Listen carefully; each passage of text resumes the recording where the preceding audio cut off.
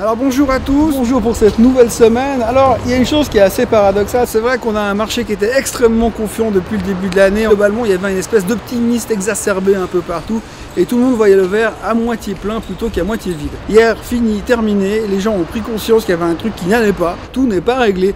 On a eu ce week-end, on a appris que peut-être, on n'est même pas sûr, le gouvernement espagnol serait complètement corrompu. De l'autre côté, vous avez l'Italie où on sent que Berlusconi monte en puissance et pourrait du coup rendre le pays ingouvernable, pour autant qu'il ait pu être gouvernable un jour. Les Américains vont attaquer les agences de rating, en tout cas en commençant par S&P pour avoir fait des fausses déclarations, en tout cas des fausses indications durant le subprime.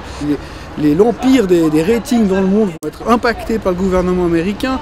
Alors tout d'un coup, on est passé du verre à moitié plein au verre à moitié vide. Donc globalement, on a vraiment une ambiance qui est de nouveau très désagréable en l'espace de quelques jours. Et c'est la première fois que je vois un marché qui frise les plus hauts historiques et que tout le monde est totalement déprimé. Donc voilà, on est vraiment dans une période de nouveau extrêmement difficile. En gros, si vous voulez, pour faire simple, l'Europe a perdu tout ce qu'elle a gagné depuis le début de l'année. Donc on est retour à la case départ, retour au 1er janvier, et on commence à réfléchir de nouveau en se posant les questions, qu'est-ce qu'on va faire et qu'est-ce qui va se passer? Et la réponse n'est pas forcément évidente à trouver, puisqu'on a vu qu'on allait reparler des problématiques de la dette, reparler des problématiques du fiscal cliff, et que du coup on n'aurait plus les résultats des sociétés trimestrielles. Que va-t-il se passer? Les Américains ont affiché 14 000 sur le Dow Jones, on frisait les records historiques sur le S&P 500. L'euphorie ambiante est en train de tomber brutalement.